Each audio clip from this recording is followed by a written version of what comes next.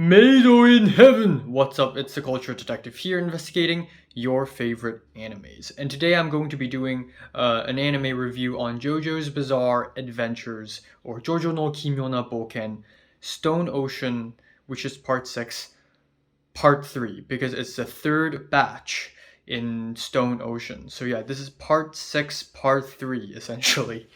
So yeah, as you can probably tell, I am extremely running out of time. I have been sleeping 4 hours a day, and even so, I still don't have enough time in one day to finish everything I want to finish. So by doing this, by filming this anime review, I'm actually sacrificing a best memes video, which I will postpone to tomorrow, which means that whatever video I'm planning to do tomorrow will also be postponed to the end of December. But anyways, I digress. JoJo's Bizarre Adventures is one of my favorite animes of all times. I think it is already abundantly clear here. I have enjoyed JoJo's ever since the first season, really. Ever since part 2, I already fell in love with it. However, Stone Ocean so far has been a little rocky. The first batch of Stone Ocean, the first 12 episodes, is alright, but there are a lot of fights that I just find kind of forgettable. And Stone Ocean Part 2, the next 12 episodes, episodes 13 to 24, are even less memorable. There are a lot of confusing fights. There are a lot of fights that are just kind of mid, and there are some death scenes that are dramatic, yes, but also felt kind of rushed. So now we have the third and final batch of Stone Ocean, episode 25 to 38. This is a little bit special because in part 4 and 5 we also get 39 episodes, but this time we got 38. And yeah, and once again, because of this stupid Netflix batch release thing, all the hype for Stone Ocean is pretty much killed, so there isn't nearly enough discussion about Stone Ocean online or anywhere else, which is really freaking sad. Also, what the hell is this poster? What the hell is this Hollywood ass floating heads poster? I mean, what the fuck is this? You can pick literally any volume of Stone Ocean, the manga, and the cover would be 1,000 times better than this. You know what? You could literally just take the manga volume cover and then turn it into the TV version. It would be fine. I don't know why this floating heads poster just suck. I hate this kind of poster, okay? I've seen enough of these posters. Alright, but anyways, I'm happy to announce that there is a new opening sequence for Stone Ocean, and it's Heavens Falling Down. And yeah, I didn't really like the first OP to Stone Ocean. In fact, I think it's the worst one in the entirety of JoJo so far. This one is unfortunately also kind of mid. Essentially what they're trying to do with this OP is this late 2000s, early 2010s type OP. And I get it because the story of the Stone Ocean literally takes place in 2011 and 2012. So, early 2010s. So it belongs to that era, but it's still not good. The song is not catchy. It's ultra dramatic. It's too dramatic for its own good, in my opinion. And the animation just kind of sucks. There are a lot of JPEGs. There's a sequence where the characters are fighting the air. I don't know why. Like, the OPs for part 4 are so damn great. The characters are dancing. It's so colorful. Yeah, I mean, they're also fighting in the air, but we get so many interesting visuals. But in here, we just get not much, so it's just kind of mid. However, I do have to admit that this OP grew on me a little bit, especially the dramatic parts of this OP. The dramatic nature of this OP does not match some of the earlier fights, but near the end it really works out. So it kind of grew on me, so I kind of like Heavens Falling Down a little bit more than Stone Ocean, but it's still my second least favorite OP of the entire JoJo. The ED is still Duffy's Distant Dreamer, which is amazing. It's beautiful. I think it's a very fitting and gorgeous ending to Stone Ocean, so that's that. Alright, let's talk about the fights and the story itself. We have episode 25 to 26, which is Bohemian Rhapsody. And Yeah, I don't know why. Maybe the adaptation is just not as good, but it's just nowhere near as fun as I thought it would be. And even after watching this episode, I read the manga to see how different it is. It's not that different, but I feel like reading the manga is a lot more exciting because you just get a lot of time to chew on the images and how ridiculous it is.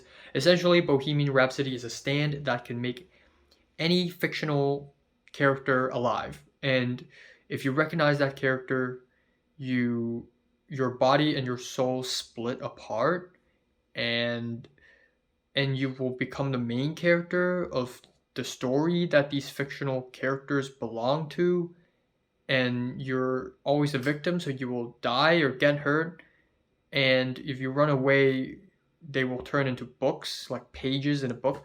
It's just too freaking confusing, okay? I love confusing, weird, crazy stands. They are 100 a million times better than whatever boring shit Marvel keeps coming up with, or whatever shit DC keeps coming up with.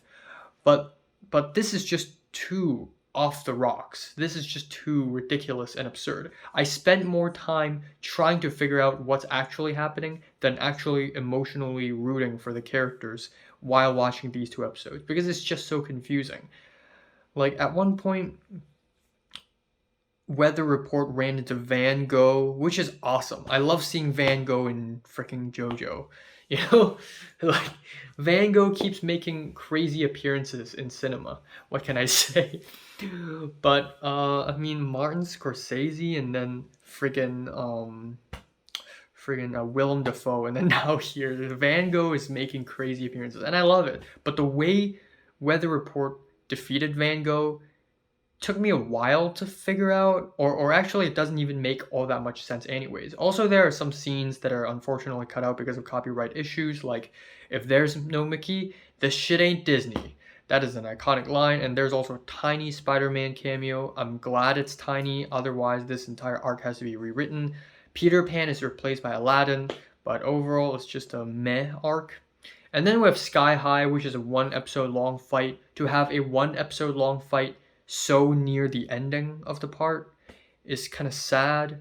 This fight is incredibly boring and kind of a filler fight. Essentially, the stand is it allows the user to control rods, which are mysterious, invisible creatures flying in the sky. Yeah, it's very lame. It's very lame. It's as lame as the spit, the yo-yo ma. Like at first it's kind of mysterious. You don't really know what it is, and then turns out the power is the ability is spit. It's corrosive spit. Okay, like yeah. So it's 1 episode long, and I'm glad it's only an episode long because it's such a filler. Afterwards, we have Underworld, which is where it starts to actually get interesting. Again, the stand just literally makes no sense.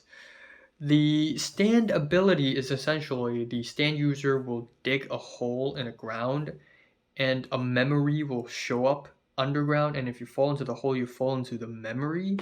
And if it's a memory of someone dying, then you will also die too for some reason. Or if it's a memory of a plane crashing and you're in that plane, then you will die with that plane as well, even though you're inside a memory. And for some reason, you can also dig a hole and people will appear as memories and they're not necessarily dying, sort of like Moody Blues, but by digging holes. Yeah, it's kind of but you don't have to dig holes all the time though. You can jump from one memory to another if you're inside the hole, so you don't need to dig another hole. And you can also somehow still survive by finding out how other people in that plane survives if the plane crashes. So yeah, again, it's so abstract that I have to I spend more time trying to understand what's going on than actually rooting for the characters. But even so, I do think this is a very interesting fight, and I love how it ends. I love the way this fight segments to Heavy Weather, which is an insane arc, in my opinion. And from here on out, it's amazing. From here on out, Stone Ocean is just one great episode after another.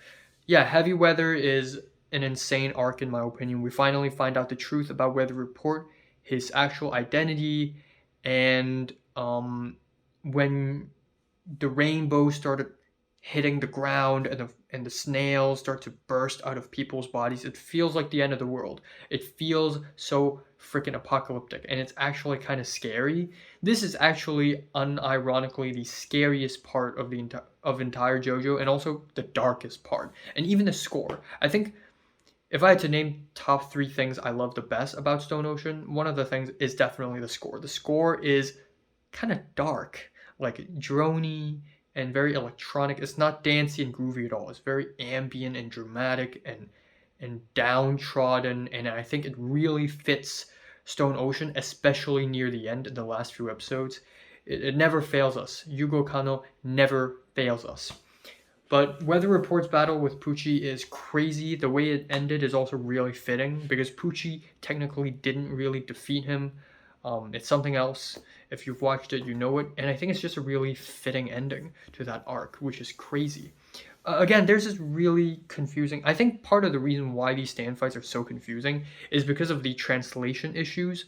So when the fight between Weather Report and Pucci ended, there's this weird thing where Pucci's submerging in the ground and Jolene tried to punch it, but it's actually nothing. And the subtitles are explaining, oh no, it's just Pucci's visage. Like where the hell did that come from? Pucci just magically gained a new stand ability. Turns out, after looking for answers on Reddit, it's not Pucci's ability. That is actually the ability of Underworld, which has the ability to dig up memories, right? So apparently Pucci used Underworld to create a fake memory as if it's real, but it's just a vision. Now that makes a bit more sense. Alright, but afterwards we have Sea Moon and Made in Heaven, the last 6 episodes, and holy shit, these are 6 amazing episodes, and the Made in Heaven arc might be one of my favorite arcs in the entire JoJo anime so far. I mean, it's up there with Another One Bites the Dust and The Grateful Dead. I love that arc as well. This is amazing. This is amazingly intense, suspenseful, horrifying. Sea Moon and Made in Heaven are easily the scariest stands I've ever seen in JoJo, and they're apocalyptic. You know, villains like Dio and Kira, Queen Yoshikage Kira, and what's his name? King Crimson. I forgot the name of Diavolo, right. Their stands are scary, but they're not apocalyptic. But Sea Moon and Made in Heaven are apocalyptic. They actually, literally... Okay, I'm gonna get in some minor spoilers here, but... yeah. Wow, the fights are... The way Sea Moon started, and you see, like, cars flying down the bridge, and you're like, oh my god, it's actually happening. It's crazy, and the way Hermes is separated a little bit is really cool as well, because there's this fear of, oh my god, is another character going to die? And the Sea Moon fight is insane. There is a moment where Jolene is clearly near death, but then she of course made it back, and we change our perspectives from being in Jolene's perspective to being in Pucci's perspective, and it's almost like, oh my god, Jolene is so scary.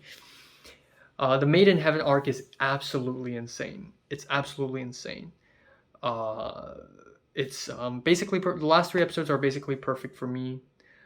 The death scenes are so unpredictable and they're so bold. I feel like Araki finally let it go. Like, he's not holding back anymore. He's not like, oh, well, I don't want the main character to die, so let's just kill off some side characters. Maybe just one character, and then maybe we can injure another character, but then heal that character a little bit, so it's not that bad. No, Araki just let it go. He just let it go. And I like that out of all of the characters, Emporio is the final character who's being put under the spotlight. You know, he's actually that important. Again, it's not only is it unpredictable and it subverts expectation, but also it really emphasizes that this isn't just a Joestar story. This is everyone's story. This is also Emporio's story. And overall, throughout the entire part 6 of Stone Ocean, I really like how Pucci is humanized. Instead of Dio, Pucci has a lot of screen time in part 6. I think out of all the parts, in terms of villain screen time, I think part 6 has the most Pucci screen time. And that's great. His character is a lot more humanized. We see him panicking, we see him freaking out. But that also makes him very scary at the same time, which is really great. I one gripe I have for the entirety of part 6 is characters' injuries don't last. They always heal immediately. And yeah, to be fair, you can say maybe Foo Fighters is kind of a healer, but of course, after the second batch, Foo Fighters is not exactly here anymore. But the characters still heal every time they injure themselves, they still heal. At least in part 3 in Stardust Crusaders, injuries actually have repercussions. When Kyakoin injured his eye, he was gone for a few episodes because his eye is healing, so he literally couldn't show up. It has repercussions, but I don't really see that in Stone Ocean, unfortunately. I want to see higher stakes. But aside from that, the ending to part 6 is shocking. It's bittersweet. It's jaw-dropping. And it's just the perfect way to end it, honestly. I mean, if it's just like any other endings where the villain loses and all the main characters win, it's just going to be boring, you know? So Araki took it one step further and made it something really special. And it's devastating, really. It really is devastating, especially the last scene. I almost cried, actually. For the final OP, so the changed OP is only changed in the last episode, which is a little bit disappointing. I was really anticipating a Sea Moon OP where the entire OP just goes sideways or becomes upside down and all the characters are just. I mean, to be fair, one of the parts of the OP is already about Sea Moon, but still, I really wish there was a special OP for Sea Moon. And then there's the Made in Heaven OP, and it was actually pretty interesting because it accelerates and then it goes back to Sono Chino Sadame. And I honestly thought, okay, I love it, but it would have been way better if Heaven's Falling Down transitions to Sono Chino Sadame and then goes from that to Bloody Stream to Stand Proud and just goes through all the friggin' OPs and it gets faster and faster and then loops back to Heaven's Falling Down. That would have been mind-blowing. And then the final ED is Roundabout, which is amazing. Instead of feeling like a super dramatic, crazy, sad, bittersweet, insane ED, it just felt like the fact that it's Roundabout and the fact that the ending is so colorful and it recaps the entire JoJo, it just feels like a celebration of the fact that this manga exists. It's just a celebration of what Araki had made, which is beautiful, and it sheds a tear in my eye. But it would have been more tear-jerking if they actually used Louis Armstrong's "It's a Wonderful World," or may I suggest an alternate choice, and that would be David Bowie's 5 Years. I think that would also fit the ending song a little bit more. I know the copyright is going to be crazy, but if, I swear to God, for Steel Ball Run, I really wish that they actually get the license for actual songs, you know, aside from Distant Dreamer and Roundabout. You know, I really wish they actually get license for songs so that they could actually play it in the middle of episodes. That would be insane. But yeah, I still love the ending. I love how conclusive it is. I love how shocking it is. I also love how simple it is, actually.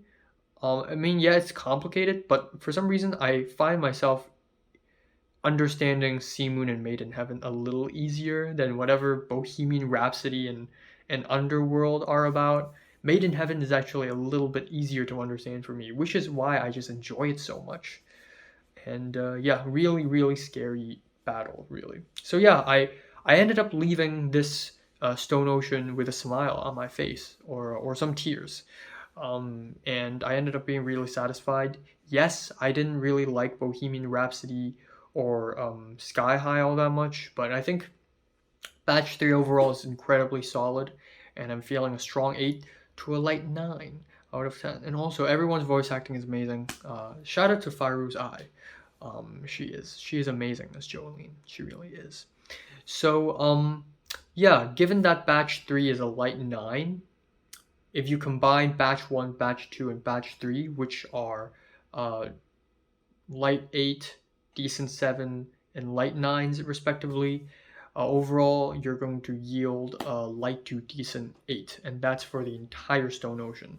So, have you watched Stone Ocean? From 1 to 10, how much you rate it, like it, and if you hate it, and subscribe if you want more, and thanks for watching. And I can't wait to watch Steel Ball Run anime in 6 years. So, yeah, there is that. And also, I am incredibly busy, so this will be the last anime review of the year. Duh.